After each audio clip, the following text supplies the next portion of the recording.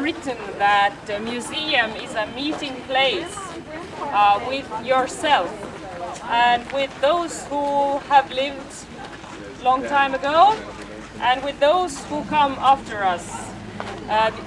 In the old houses, the old things tell us about the people who have lived there. Here then, this French Baron Gerard de Soissons, he bought a plot of land and called it Rocca al Mare and built some kind of a summer residence in 1863. After him others came as well and built those summer residences because it's nicely at the sea. Von Notbeck family bought all those residences in 1910 or by 1910 and started to lay it out to holidaymakers. Under the bombing of 9th of March 1944, when 250 Russian airplanes were circling over Tallinn and bombing, this all was swept away, except for one Swiss chalet from 1870. But then, as this was so nice area, in 1954 it was decided that here will be opened this museum. In 1963 it was opened for the first time. The buildings were brought from all over Estonia, placed according to a kind of geographical map that, or they tried to group farms of one place in one, also here in one place. So basically, when you walk here, you walk through different parts of Estonia. These farms are West Estonia, and then these are North Estonia. Here's a fisherman's village, a Swedish chapel, and islands. And we will not visit all of that because there will be also some other show which also takes time, but this part we will visit. Also that you know, if you happen to wander on your own, I won't count you here, we are all in this museum. So you know that in Sassiani, the first farm here on the left, there will be dancing, and it will be so that just you've heard that.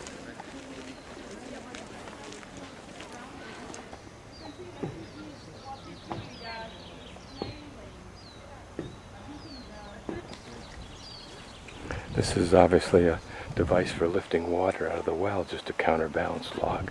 Quite clever.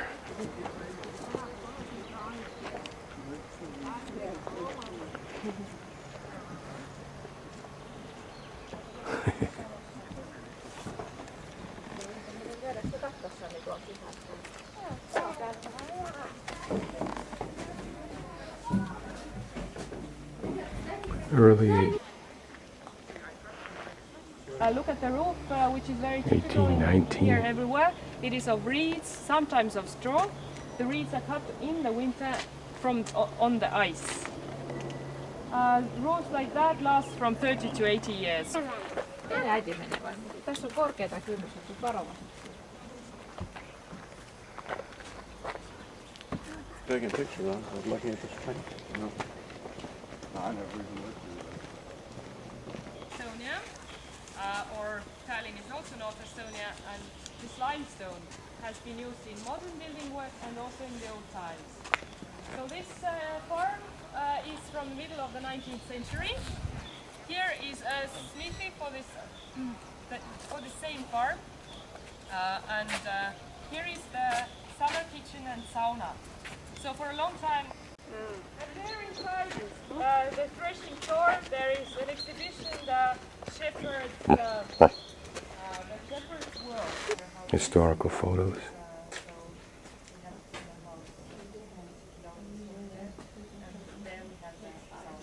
My parents are there a lot in the summer, and then they go to summer. Some people who have private houses, who don't live in apartments, they have the sauna.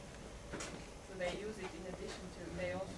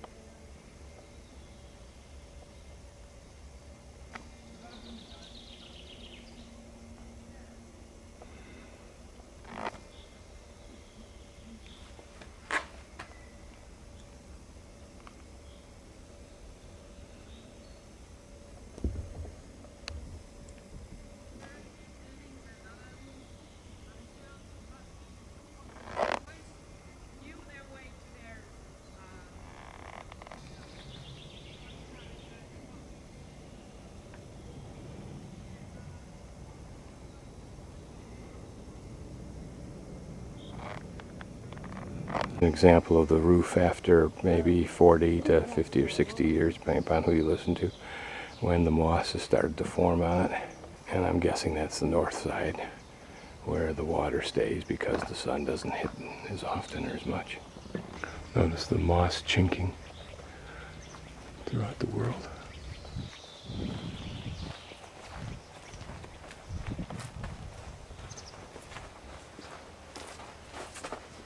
Notice how they put those two together and locked them in place with a square piece. Interesting. Nice little overhang is a nice idea.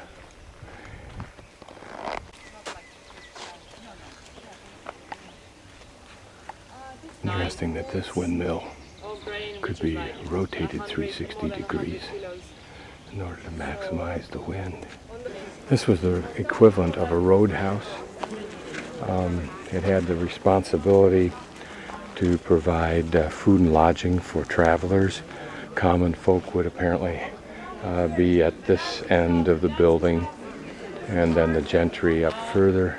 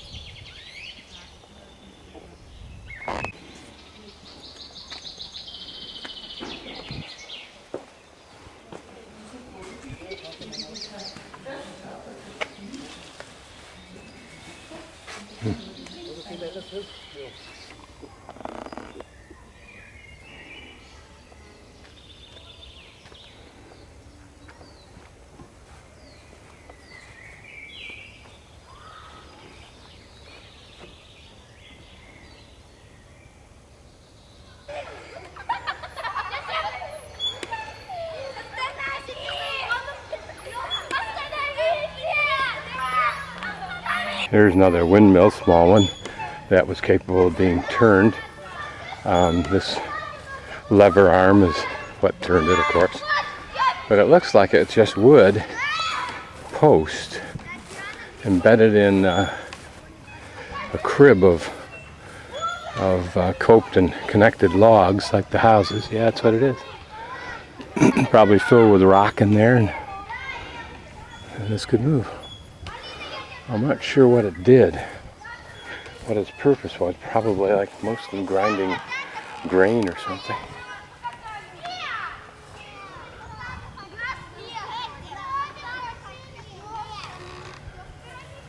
Nice work. Notice how they even dressed out the lever arm. It's a beautiful park-like museum. Whoever created this idea certainly left a beautiful legacy for Estonia. As tourists, I need to look at a bathroom. I can always use it. So we'll knock on the door. Nobody's here. Ah, your typical one-holer. Probably a homestead of some sort. Whether it's a collection of houses of several people or owned by one representing outbuildings in a home, I don't know. But the rock wall is interesting, indicating the soil probably has a lot of rock in it. Consider the labor alone that went into building this set of walls all around here that you see in the rock. Must have been in a time of serfs. It's a fairly substantial wall. Huh. Seems more substantial than necessary, but I'm sure over years they learned if they made it any thinner, save time, they'd pay for it later in reconstructing the parts that more quickly fell in.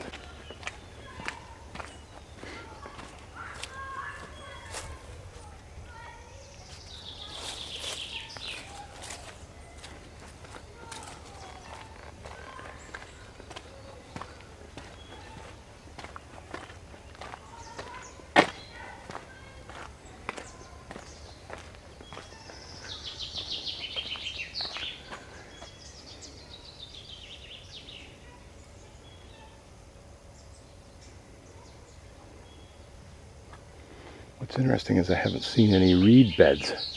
I mean, the water's not far away, and maybe the reeds were formed along the coast.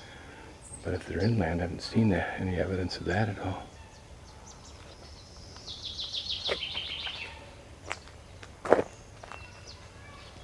They had no shortage of stone, since the same flat stones that were used for the building that we looked at a moment ago can be seen in this wall, which means they didn't sort them out for the purpose of building. In fact, even as you look at that wall, they're all not necessarily flat rocks, some are rounded. I think all this was moved in here, but it's hard to imagine that they could afford to build these walls, at least everywhere. It almost seems like this had to have been here before, but I don't think it was. But I'm not positive. Notice the two windmills off there. Now those are set up on more substantial foundations.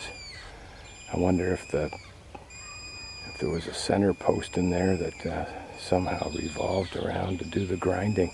It looks like there's a window there, or a doorway, where it could have been used for something other than a pedestal for that windmill. And the same thing with this one. Although you can see the lever arms assembly off to the side. Interesting way of finishing off this barn. Not waterproof, but something rather proof. Gave a little bit of shade. Would keep something inside if it were birds or something, I don't know. What an old feeling this is. What a lovely place.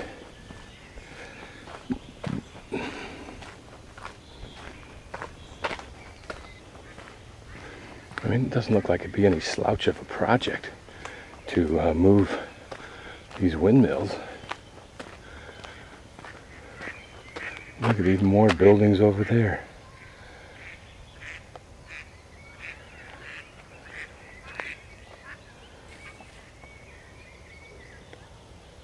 This has the look of a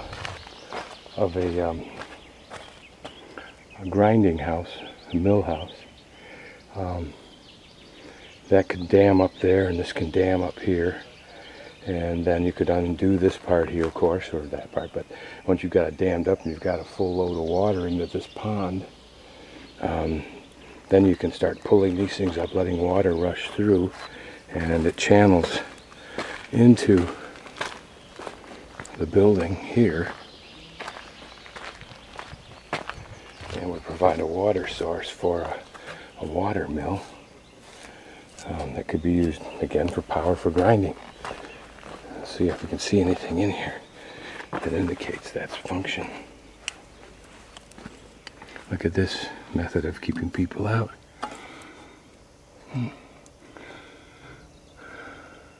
Yeah, don't know, can't tell what that big bucket is for.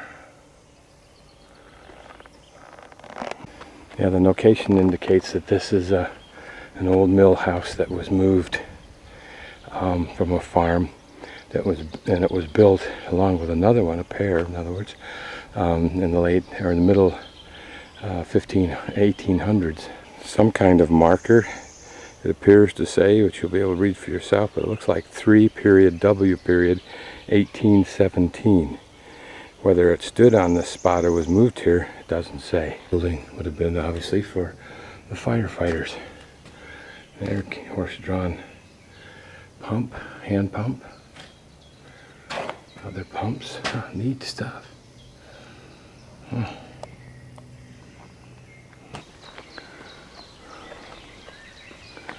And bell on top to ring in case of fire.